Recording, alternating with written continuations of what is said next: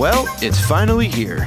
The highly anticipated limited edition Smartwool and Grateful Dead collection has finally dropped exclusively at smartwool.com. You may know Smartwool as the go-to brand for all things merino wool, from socks to base layers.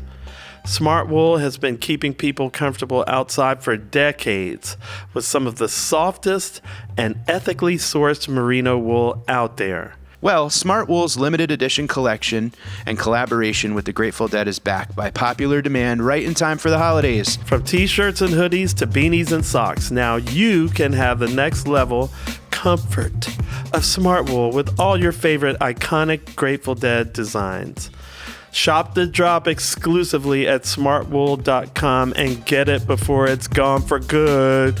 Gone for good. That's Smartwool, SMARTWOOL.com.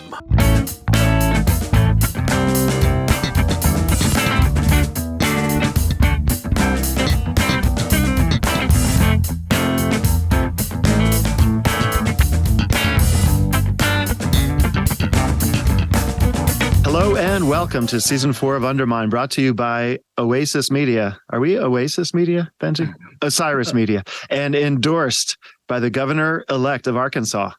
I'm not positive if that's true, but I'm Tom Marshall, and I will be your tour guide, your Phish tour guide, as we retrace Phish's fabled Fall 97 tour, night by night, city by city, jam by jam, limb by limb.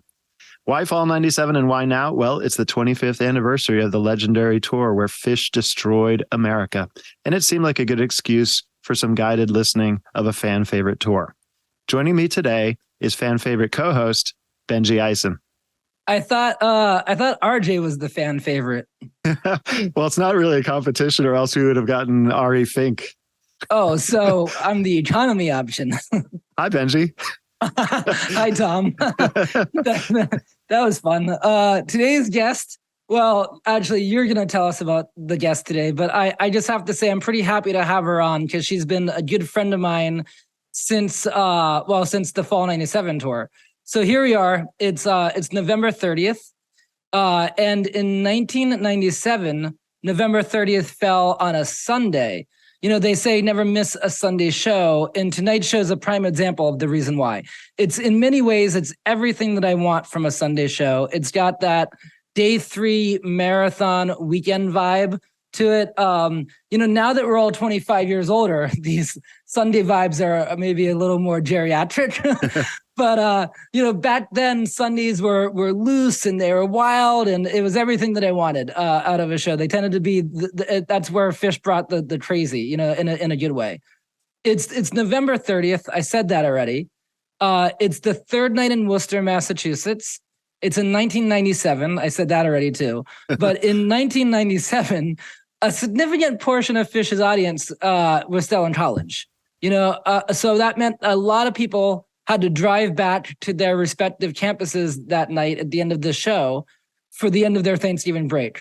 And that includes our guest today, who was attending Penn State at the time. And is it time for me to bring her out of the waiting room? Yes, eventually. While she's in the void and cannot hear what we're saying, I do have 2 announcements. First, if you like Undermine and you don't want us to be canceled, then please consider upgrading to Osiris Premium, where for a couple bucks a month, you'll get bonus episodes of Undermine, HF Pod, Under the Scales archives. There's meet and greets, there's AMAs, all sorts of benefits. Find out more at osirispod.com/premium or click on the link in the show notes. And then the other thing, Tom, is a note from our admissions department. I bet you didn't even know we had an admissions department. There's always a new department in Osiris. That's right. And they're admitting everyone these days. So, you guys at home have been hearing our Fall 97 stories and recollections, and we want to hear yours. So make us a 1-minute video telling your Fall 97 thoughts, memories, reflections, anecdotes. Post them to Twitter, Facebook, or Instagram. And don't forget, very important, tag OsirisPod. We'll see them all, and one of you, will win a handwritten copy of the lyrics to Ghost from our friend Tom Marshall. I've said this before, Tom, but I honestly just think that is the coolest thing. You are disqualified, by the way. Oh, I know. And only because you couldn't keep it to a minute or less. That too. That's very true. Tom, tell us who we'll be talking with today. I thought you'd never ask. Today, we will be talking with Carla Ngo, who some of you might remember from season 2 when Carla reminisced with us about the circular concourse that used to go around the inside of the old Madison Square Garden, and about how dancing at Phish shows is more than just a favorite pastime. It's a passion that crosses over into the spiritual. And before I bring her in, I will say it's a pleasure to have on this show, again, a female point of view. We started off this season pretty well with 3 women right out of the gates: Amy Skelton, Holly Bowling, and Shelley Culbertson. And after that, unless I'm mistaken, until now, it's been a dude fest. Nothing but dudes. Shame on us. Anyway, let's bring Carla in from the waiting room. And if I did that right, she should be joining us momentarily. There she is. Welcome to Undermine, Carla Ngo. How are you? Good. How are you? Awesome. Carla, we love to start our discussions by hearing our guests' Phish origin story. And I can sum it up into sort of 3 sub-questions. What was your first Phish show? Did you see any other fall 97 shows? And do you have any notion of what your show count might have been by this time? Those are tough questions. No, I'm kidding. My first show was Hershey 95. And yes, I saw other shows on fall 97. I saw Hampton, Worcester, Cleveland. I'm trying to think of it in order. Penn State, Philly, and then Albany. I think you passed that test in terms of the in order, but you'd seen Hampton. So now you were like, because people are pretty much saying that that was their favorite of this tour. Yeah. I mean, that weekend definitely sticks out quite a bit, even now, 25 years later.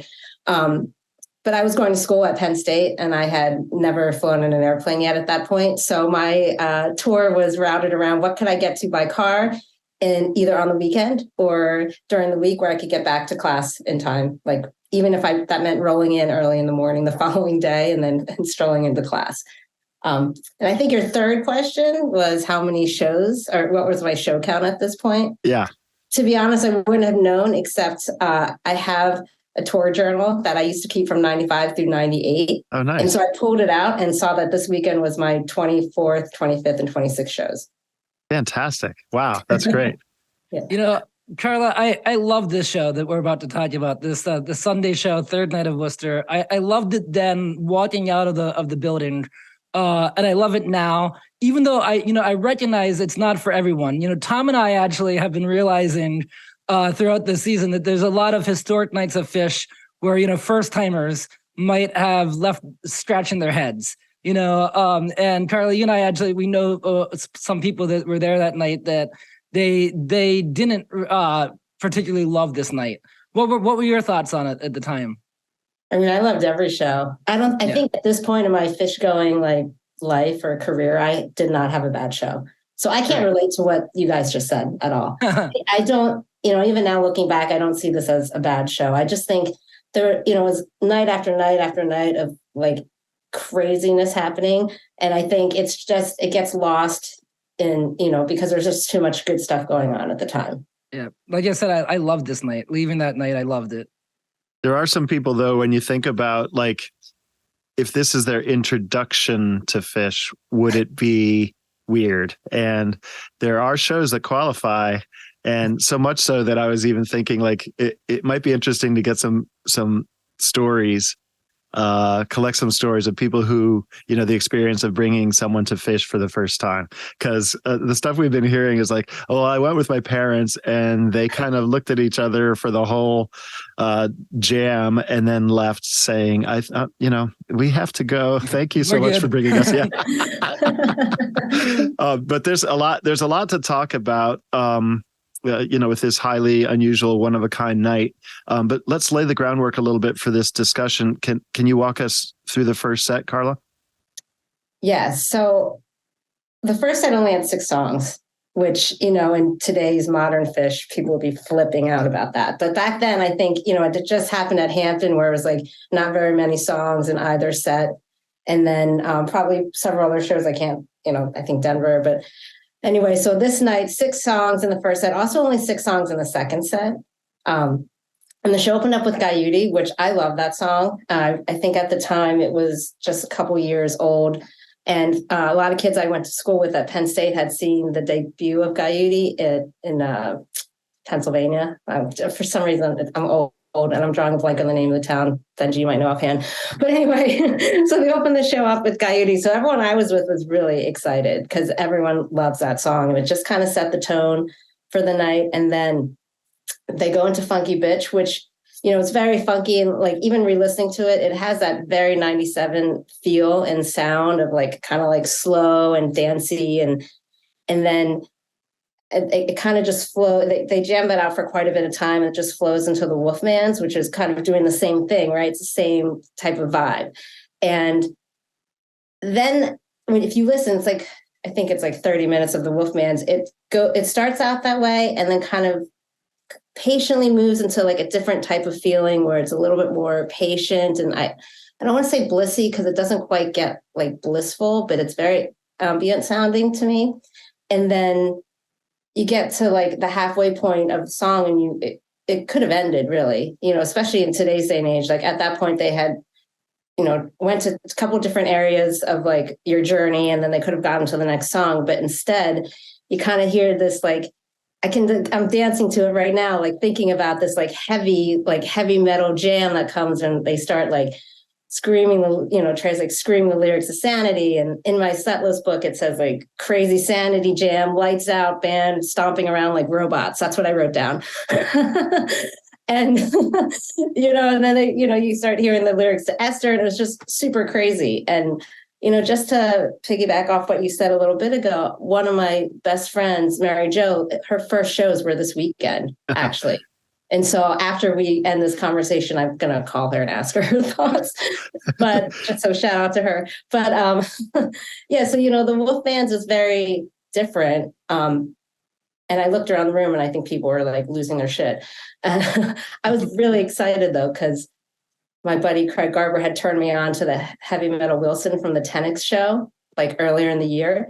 So I was like craving like an evil like Phish jam. And it, it didn't happen for me for quite a bit of time until this night. So, you mentioned Wolfman several times, and it doesn't, like you said, it started out like with some of the funk, but it doesn't completely, because Wolfman's has been sort of a showcase for the funk on this tour, and this isn't a typical Fall 97 version. Can you compare it to anything else kind of that Phish has done? I mean, the closest thing I would say was that Heavy Metal Wilson I just talked about. And it's not even really like that, but it just has the same feeling, right? And so at the time when I clearly remember thinking, oh, whatever genre type of music Phish decides to play, they Fishifies it, right? And like make it their own. And so I was like, when are we going to get like the heavy metal phase, or like the evil phase, or like, at that point it was like the funk phase. And so, compared to other stuff, I think there's several heavy metal jams or heavy evil type jams that they've done. But for me at the time, it was that Wilson from Florence. Yeah, well, I think the Wolfmans is the obvious headline from this set. It is just so cool. I love the evil Phish jam that they do, and it's a total freak out, and I love that. But it's worth mentioning that the next song they play, "Love Me," or "Treat Me Like You're Fool," as some people know it as, it's an Elvis Presley tune, and you could posit that it replaced "Suspicious Minds," which was seemingly retired a year earlier. When they did that huge one in Vegas where they had multiple Alvi giving Fishman the assist. Tom, it wasn't the penultimate version because that would be the second to last one, but it was the ultimate and so far final version. That's a joke, by the way, for anyone who's been paying attention this season. But anyway, no wonder they retired Suspicious Minds after that. And then they pick up this odd one and they play it throughout 97 and into 98. I think this is the only one from the fall tour of 97. Tom, does Trey have some kind of Elvis obsession that we don't know about? Ooh, curveball question. Trey or Phish, right? I guess one of them might. So a solid I don't know for me on that one. I've never really talked to Trey that much about Elvis, apart from how the band, like how he would arrive, like how cool it was that the band would start playing or be playing, and then he'd walk in. And then the same thing would happen when he walked out. And that was the old Elvis has left the building, because they would keep the lights on, keep the people in their seats. Elvis would be gone, and then they would stop the music. And Trey always thought that was really cool.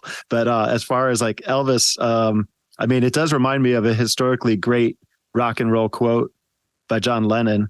And this is like, I guess he was being asked which classical composers he was influenced by.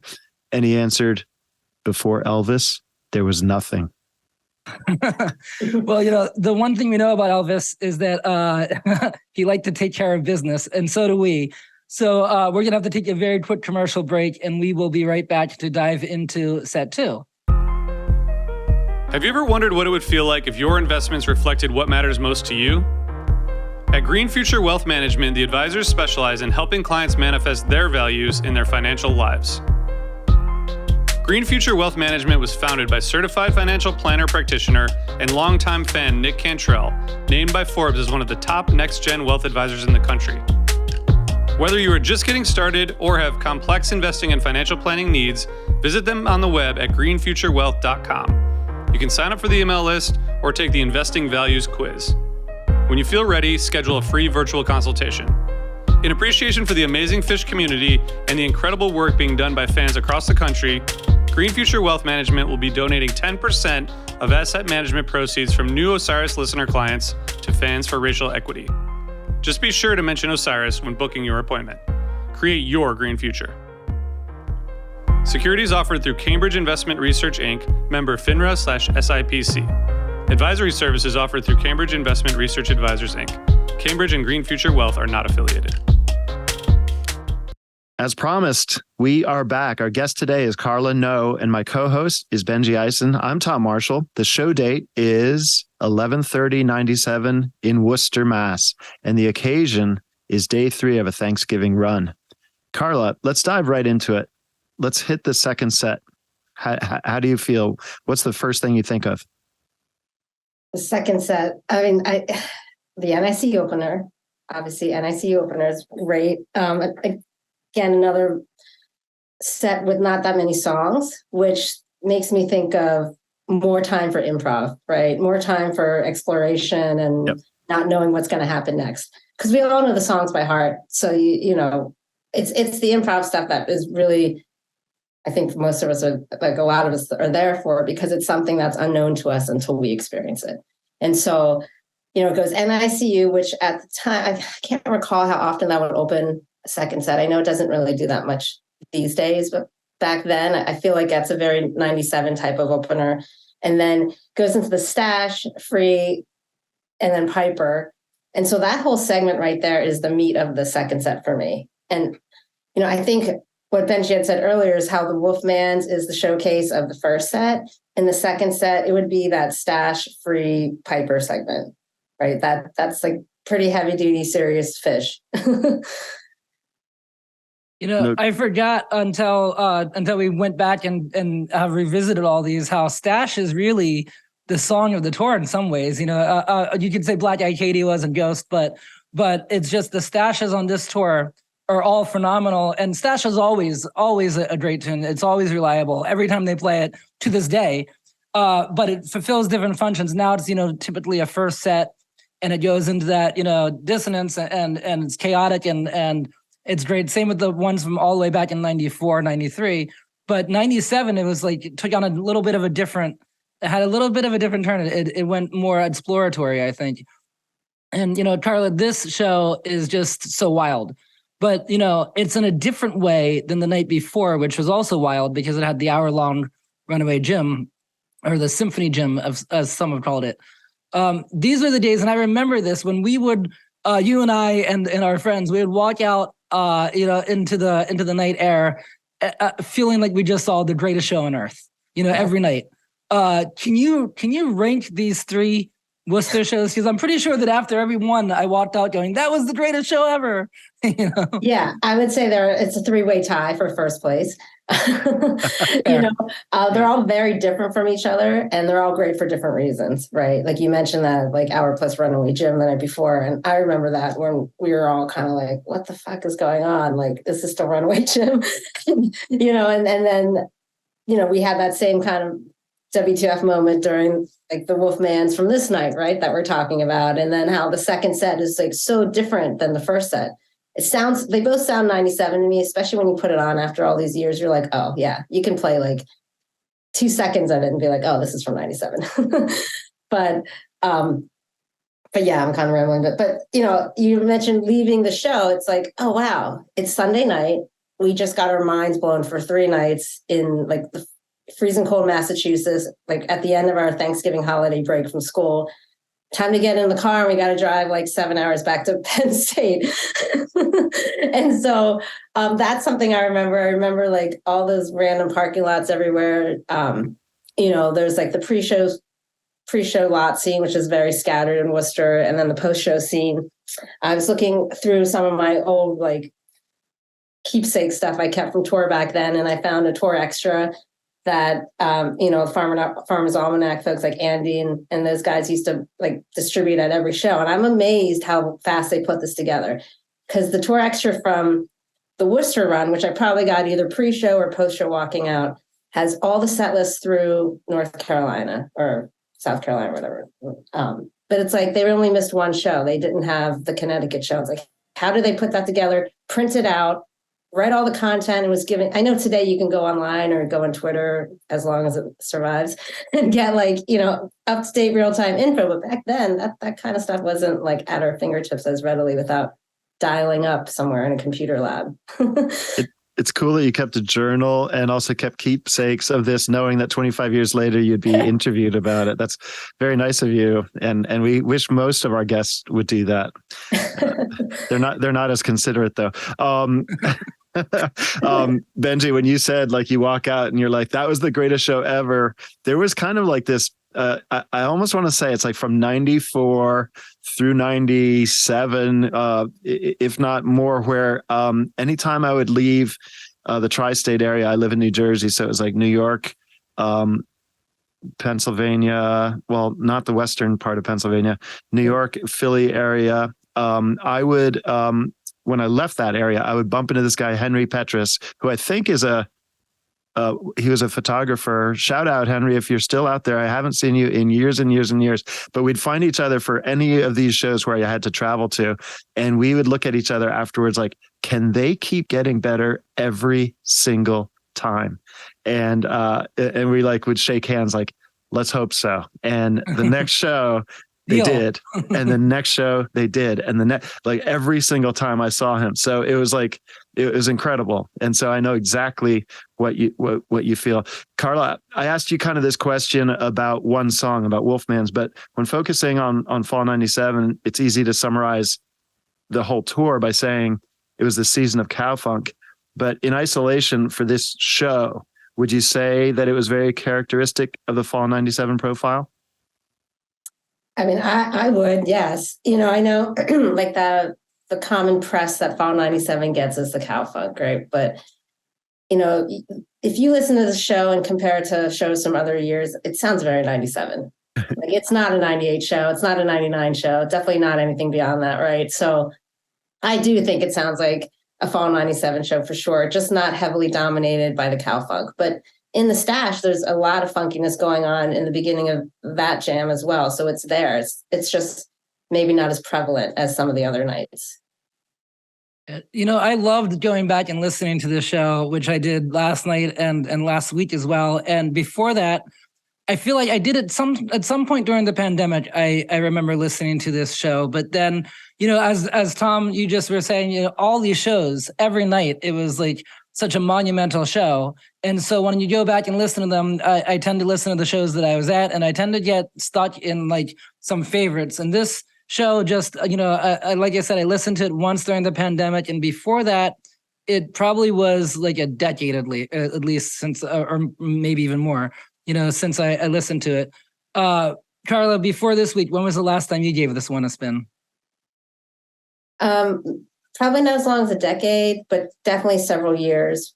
But, during the off, like these days when Phish is not touring in the fall, I tend to relive nights like, oh, here's the anniversary of this, right? And I'll listen to this. Now, if they're touring, I'm busy listening to current stuff. But way back then, I used to listen to this all the time because, we had to we didn't have the luxury of having the show ready by the time we get back to our hotel room, right? You had to mail tapes out, wait, get them back. So you had to really pick and choose, okay, which shows am I going to get? And so go online, get your digest or go to Gadil's page or wherever and find out, okay, what are the reviews? Or if you were at the show, I would get the show then for sure. So since I was at this weekend, I got it, listened to it all the time to relive it. It's imprinted in your memory. So you could not listen to it for 5-10 years. And then as soon as you put it on, you're like, I know this by heart. Yeah. Nice. That's how I felt listening to it after not listening to it for so many years. It just comes rushing back. Yeah, exactly. Yep. A scene question or kind of a Benji related question. Benji keeps describing or has described the Worcester Thanksgiving runs as tradition, but they only did it twice, right? 97 and 98. Did it feel like tradition by 98? Why do you think these felt special? It did feel like tradition. And I always think that's funny that they only did it twice because you feel like they did it for a decade. I think at the time where a lot of us were in our lives, it's just where some of those memories just kind of seep into your mind or your soul more so than as you get older. And so back then it's like, okay, you're home for Thanksgiving break, right? Because a lot of us were in college. And so that's when we had a time, several days in a row where I didn't have to think about rushing back for class. And so you're kind of able to experience the weekend more freely without responsibilities, which is funny because responsibilities back then are totally not compared to these days. But I think that's part of why, because we were young, we're on Thanksgiving break. A lot of us drove from, wherever we lived throughout the Northeast or further, further away. And then you're just in the same place for 3 days. And then you do it again the next year. And it's almost like even to this day, every Thanksgiving week, I think, oh, we should be in Worcester. No, maybe we felt like if we thought that it was tradition enough that it would become, we wanted it so bad to be tradition that it was tradition in our heads already. By the second year, you're ready for the third. Yeah. Totally. Well, Carla, Benji, anything else for our esteemed guest? No, I think that's it. Carla, you talked a little bit about the scene in Worcester being spread out, but do you remember anything about the scene and about the after shows and things like that? I remember there were after shows going on. I didn't go to any. I think you did. Looking at my tour extra, I saw that the Farmer's Almanac was doing this post-show, I think they called it a festival thing or something, but they were pushing all these or promoting all these smaller bands. And a lot of people go to that. Everyone's handing out flyers, trying to get people to go to the after show. I remember a lot of goo balls. You don't see those as many these days. Bring back the goo balls. Yeah, I do. You're trying to get your head back into going back to school, kind of into that mode. You didn't want to do an after party after that show. After Sunday, no, definitely not. But that's awesome. Yeah. I think I saw the Disco Biscuits that night, but that would have been they were the only band that I would see after Phish, or sometimes they played before Phish, because other than that, I wanted to just basically go back to the hotel or wherever, friend's house and discuss the show we just saw. Yeah, totally. Because you kind of wore yourself out dancing for 3 hours already. So kudos to those who can, carry on to do a whole other 3 hours. Well, if you didn't get a chance, Benji, to do it then, we did it 25 years later tonight to discuss the show is what I'm talking about. Yeah. Well, that's going to do it for us today. That's a wrap of the famed Worcester run of 1997. Tomorrow's a day off tour, and then the band sets up shop in Philly for 2 weeknight shows, and we'll be there fashionably late by 25 years. So queue up those Philly shows for your homework and meet back here on December 2nd if you're doing this in real time. And thank you very much, Carla Ngo, today's guest. And thanks to my co-host, Benji Eisen, and the Osiris team, who's behind the scenes, Eric Limarenko and Matt Dwyer, and also our other co-host who couldn't be here today, RJB, for making this all work. We couldn't do it without them, and we wouldn't do it without you. So thanks for listening. Please rate us, follow us, and engage with us on social media. And specifically send compliments to me and complaints to Benji. And don't do anything he wouldn't do. And in other words, blaze on.